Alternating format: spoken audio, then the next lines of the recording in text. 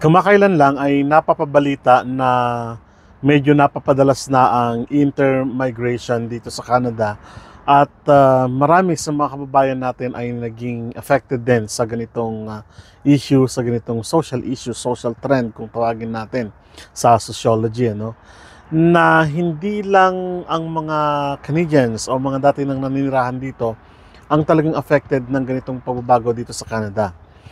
Alam natin na ang Canada is a living proof na kayang i-sustain ang buhay saan man panig ng lugar dito sa Canada. Ibig sabihin, ganun kaganda ang economy ng Canada in terms of sa pamumuhay ng tao dito. But kung makikita natin sa mga nakararaang mga vlog natin, marami sa mga Pinoy vloggers din na tulad natin na nagsaad na they want to move out of the city, to move from city to another city. And makikita natin doon na yung talagang pag-move nila is because of many reasons, no? So ito ang ating pag-uusapan, yung social trend na ito na alam natin na magiging issue mo rin pagdating ng panahon, ano? At sana hindi naman ito yung maging dahilan para ang iyong kabahayan ay bumagsak or something like that. Hindi naman. This is not a major talaga na makaka-apekto sa buhay natin. But sabi nga natin, yung pagdidesisyon natin balang araw ay maka-apekto sa future life natin dito sa Canada. So sa pag-uusap natin ngayon ay pagtuunan nga natin ng pansin kung ano yung mga dahilan kung bakit mayroong tinatawag na intermigration.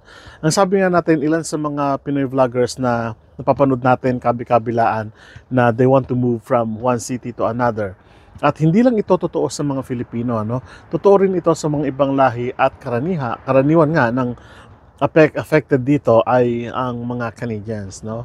At naninirahan na talaga dito. Kung ikaw ang nagsisimula pa lang dito sa Canada and you would like to kumbaga i-assess mo na yung city, magiging hindi naman ito kalakihan sapagkat alam, baka balang araw lilipat ka rin from one city to another, no? Isa sa sinasabi ng Statistics Canada at ng mga ilang pag-aaral ng mga universities dito sa Canada kung bakit maraming mga Filipino at ibang lahi pa, ibang nasyon ang lumilipat from biggest cities, halimbawa Vancouver, Toronto at Montreal.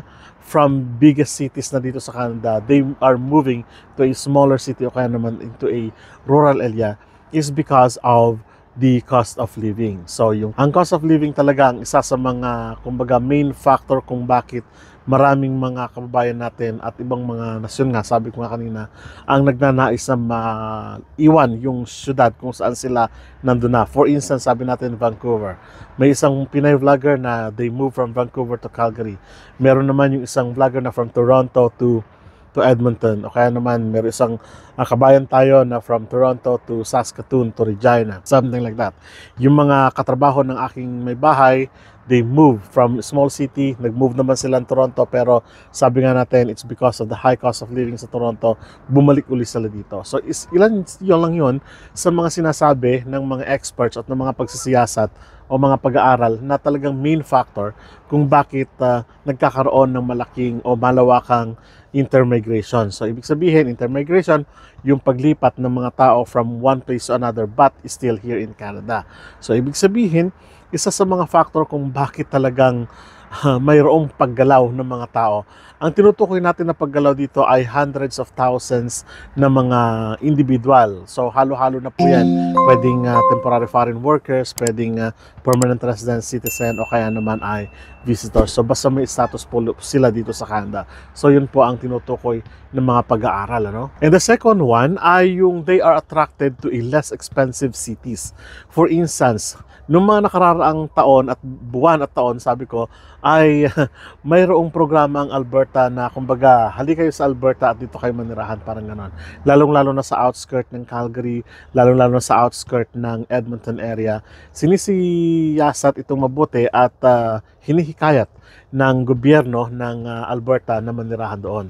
Pero ang lingid sa kaalaman ng nakararami ay nanguna na dito ang Saskatchewan na ini-invite ang mga foreign workers, ini-invite ang mga nandito na sa Canada to invest, to move, to live here in Saskatchewan. Lalong-lalo na sa mga main cities ito na Regina dito po sa atin, Regina, Saskatoon, and Moose Jaw, Prince Albert. So yun yung mga main cities, Estevan, and then iba pang mga medyo malalaking city na hindi naman major cities kumbaga.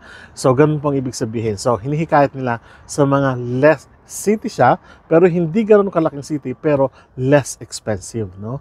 Halimbawa, sa bahay na lamang, sa nasabi natin, ano, yung bahay 10 years ago, ang Harbor Landing, ang Greens area, o kaya naman yung North End, kumbaga, ng Regina, yung nakikita nyo ngayon ay wala pang maraming tao dyan, no?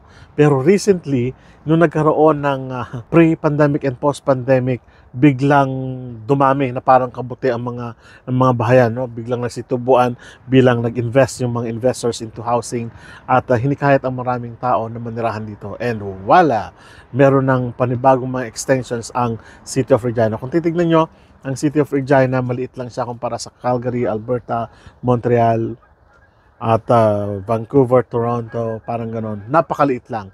Pero kung makikita ninyo, yung dami ng tao ay kumbaga higit pa sa isang simpleng syudad, no?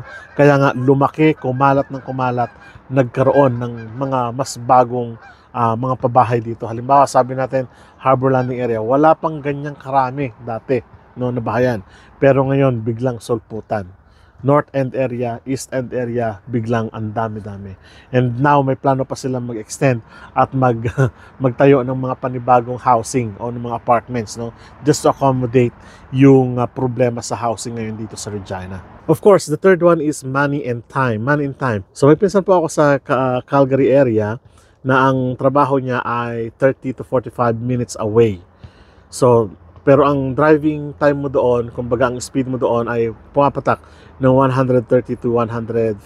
Parang ganon. Ganon siya kabilis mong patakbo.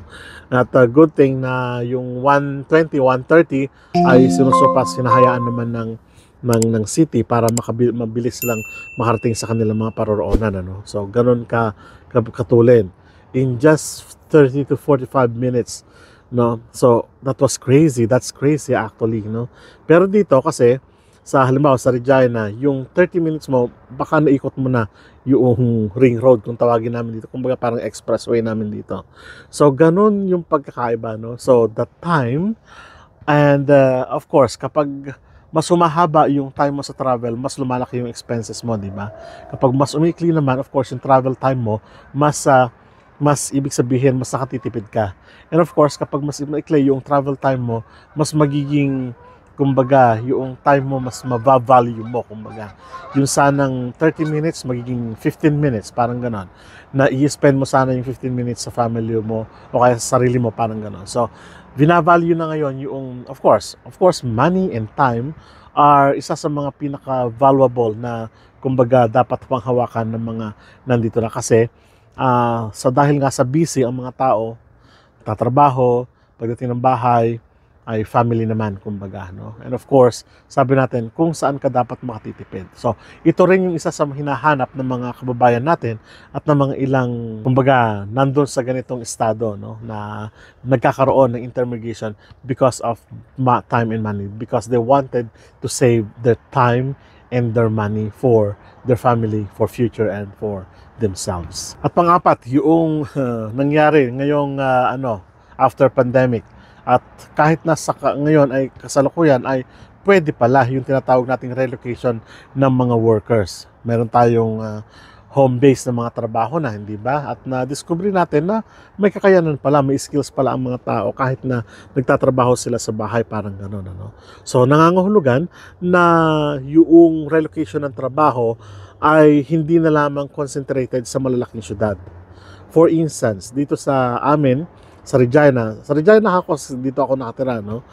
Ang dami-dami ng mga warehouses na tumatayo sa industrial area, no? Halimbawa sana, yung pinatatayo na naman nila ngayon na Costco, parang warehouse at store, parang gano'n, no?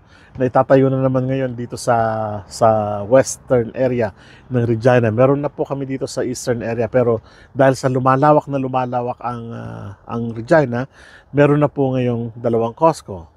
So, ibig sabihin, it is a sign na dumarami talaga yung tao, no? So, ibig sabihin, yung industrialization ngayon ay hindi na lamang concentrated sa Vancouver, sa Toronto, sa Montreal, sa Quebec, parang ganon. hindi na lamang sila concentrated sa mga ganong area. Bagkus, marami pang area na pwede pala. At kumbaga, magiging less expensive pa pala yung kanilang, yung costing, yung pagtatayo ng industrial sites na yun, kumbaga, no? So, yung mga ganong factor, there are lots of reasons kung bakit nagkakaroon ng intermigration. Pero sabi nga natin, sabi ng statistics ng Canada at ng iba pang pag-aaral ng mga universities, those are the main factors kung bakit nagkakaroon ng tinatawag nating intermigration. Ngayon, makaapekto ba ito sa pangkabuhayan mo pagdating ng panahon? Yes, of course, no? So, magkakaiba ang rate ng bawat city dito sa Canada, every province, that's what I mean. Pero, in the long run naman, kung saan ka talaga, kumbaga, ito, masaya ako dito, no? Halimbawa, sa amin, may plano ba kami na lumipat ng ibang lugar? Wala po kaming plano. Ang katunayan nan, ay may plano kami na kumuhang sarili namin bahay in the near future dito sa Regina. Karamihan talaga na nagmo-move from one place to another, they are considering their family.